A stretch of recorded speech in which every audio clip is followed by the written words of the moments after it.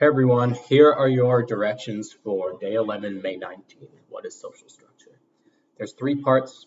Hopefully you've already done the first part, which is the Edpuzzle, and you answer those questions.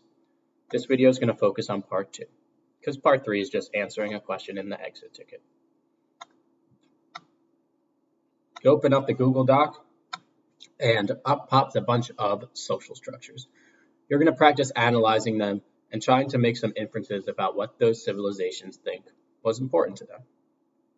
The first document we're going to do together, but there's 3 that you're going to do by yourself. So we'll start with ancient Egypt. Who is at the top of this hierarchy? The hierarchy is this whole pyramid.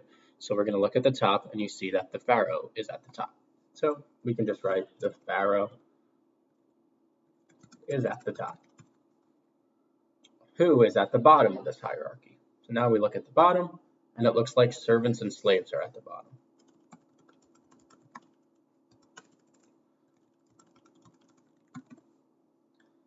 Now the questions are going to get a little more tricky. Analyze. How are the populations at the top and bottom different within the hierarchy? Hint, are there more people at the bottom or top? And which have more or less power? All right, so it's just asking you about the relationships between these classes. So we know that as we go down the pyramid, population increases. So that means that there's more servants and slaves than pharaohs. Right? Think back to our principal students example. There's more students than the principal.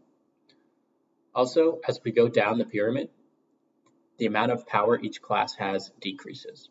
Pharaohs have more power than this class, and pharaohs have more power than peasants, and pharaohs have more power than scribes. Okay, so we know that how are the populations at the top and bottom different? The top has less people, but more power than the bottom of the pyramid. How does the top class depend on the bottom class? Why do you think the top class needs the bottom class? All right, so it's asking you about interdependence. Why did pharaohs need peasant farmers and workers, or slaves and servants? Why did they need these bottom 2 classes?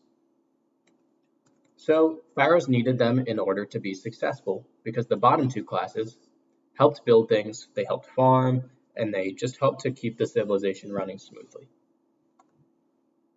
How did this hierarchy reflect the civilization's values? This is talking about values. So when it asks you about what they value, you can just look at the top 1, 2, or 3 classes. Okay, we're just going to look at the top 2. So we know the pharaoh is in the number 1 spot, which means that the pharaoh was the most important. The pharaoh is the king or queen. So Egypt values government because the pharaoh is ranked number 1. I will do one more example. In the second rank here, it says high priests.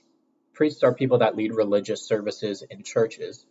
So Egypt definitely values religion because priests are ranked number 2. And that's it.